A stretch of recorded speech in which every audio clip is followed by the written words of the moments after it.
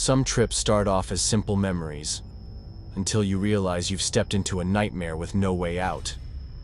Cold, rainy nights, eerily quiet motels, strangers who wear the mask of normalcy. Tonight I'm going to share 3 true stories, each one pulled straight from everyday life, but soaked in dread and unease. Are you ready? Turn down the lights, put on your headphones, and whatever you do, make sure your door is locked. Story 1. The locked room in the cabin on the hill. Last October, my girlfriend Stacy and I decided to take a short weekend getaway to Stowe, Vermont. We booked a secluded cabin at the top of a hill through a site called Glamping Hub. It was only about a 20-minute drive from town, but the peace, quiet, and fall foliage made it feel like we were in a whole different world. We arrived Thursday evening with a keypad code the host had sent in advance.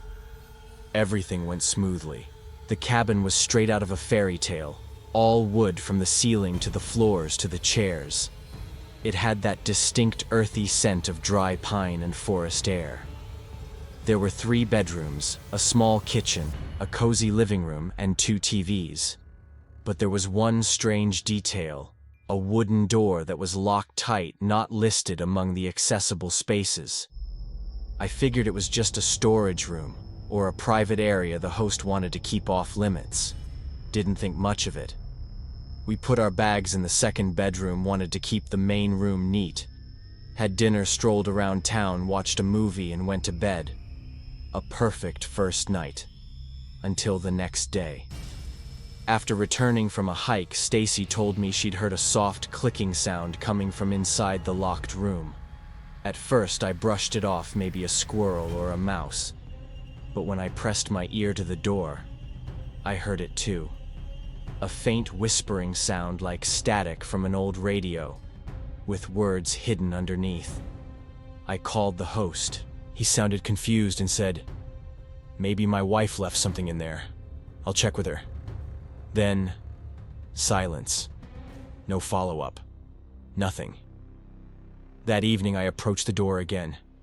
This time the sounds were clearer, a muffled 80s-style song, and footsteps. Slow, rhythmic.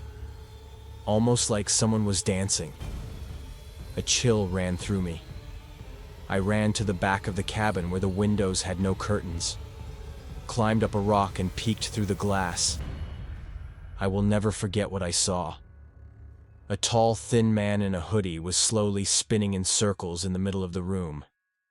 In one hand was a small radio playing that eerie tune. But what truly froze my blood, he was wearing Stacy's maroon hoodie, the one she'd misplaced the night before. He stopped spinning, looked straight up right at me, and then he smiled. I screamed for Stacy, dragged her to the car, threw our stuff in the trunk, and drove like hell down the mountain road. I called the host mid-drive, shouting at him to call the police immediately. An hour later, he called back. The police had arrived. They opened the locked room.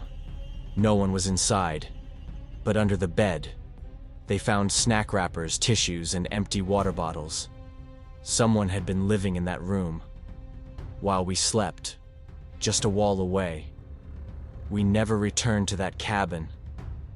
To this day, the memory of that man's eyes staring at me through the glass, his bizarre dance in the shadows, and that smile behind the fogged-up window still haunts me.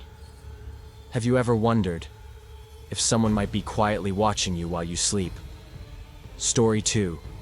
The Girl in the Rain. The Ride with No Reflection. It was a cold, soaking October night. I had just finished a long draining shift at the hospital, barely keeping my eyes open.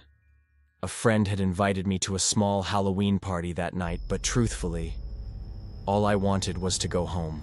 I stopped at a gas station, grabbed a few cans of White Claw, and popped an Adderall to stay awake for the drive. When I arrived at the party, I wasn't in costume, just my hospital jacket, jeans, and sunken eyes from pure exhaustion. People were laughing, dancing, drinking, but I felt like a ghost among them. After about an hour of half-hearted smiles and forced small talk, I slipped out the back door without saying goodbye, a classic Irish exit. It was still raining. I jumped into my Subaru and started the drive home in silence. No music, no radio. Just the steady rhythm of rain hitting the windshield. Somewhere along a quiet residential road where the streetlights were sparse and flickering, I saw her. A girl walking alone in the rain. No umbrella, no jacket. Her long hair hung soaked over her face. She stopped when my headlights hit her, staring straight into the beams. I'm not sure why I stopped. Maybe it was guilt. Maybe it was the eerie, unreadable look in her eyes that kept me from driving away. I rolled the window down. "You need a ride." Without a word, she opened the back door and got in, like she'd done it 1,000 times before. I asked, "Where are you headed?" She answered in a whisper, barely audible. "To the end of the road." I nodded and drove on. Still just the sound of rain. "I'm Jake," I said. "What's your name?" "Ali." "Thank you for stopping." Silence again. We passed 2 intersections. The rain got heavier. I tried to break the tension with a joke. "This weather sucks. Must be brutal trying to catch a cab in it, huh?" No response. Finally, I reached a 3-way split. One of the signs read, "Dead end, no outlet." "You sure you meant this way?" I asked. Still no answer. I looked up into the rearview mirror. The back seat was empty. I slammed the brakes, heart racing, twisting around in my seat. No one. No sound of a door opening. No trail of water. The leather seat behind me, completely dry. I jumped out of the car, spinning in the rain, searching the roadside. Nothing. Only shadows and raindrops. Then, I saw it. Just a few feet from where I had stopped, an old cemetery. Rusty iron gates, leaning gravestones, trees bending under the rain like silent watchers in the dark. And then her words echoed in my head. "To the end of the road." I bolted back into the car, heart-pounding engine sputtering from my panicked start. I drove like hell. Never looked back. When I finally made it home, I sat there in my car, unmoving for a long time. The rain hadn't stopped, but it felt colder now. Sharper. There's no drug strong enough to create a hallucination like that. I know what I saw. I know what I heard. She was real. Or, she had been. And that night she chose me to take her home. Story 3. The Blood Pumpkin. The Stranger in the Corn Maze. Last October, my best friends Joe, Carl, Cody, and I decided to test our courage by visiting a haunted corn maze in Oak Hill, Ohio.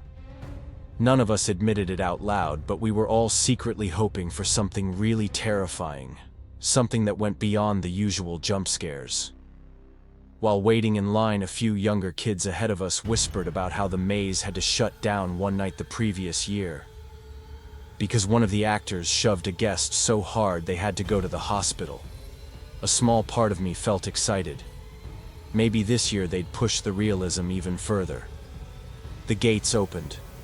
We stepped into towering stalks of corn lit by scattered lanterns. Eerie moaning sounds played through hidden speakers buried in the brush. We came to a fork in the path marked by a handmade wooden sign, "Left safe way, right danger. Do not enter." We split up. Cody and I took the safe path, thinking it'd be easy bragging rights afterward if it turned out to be tame.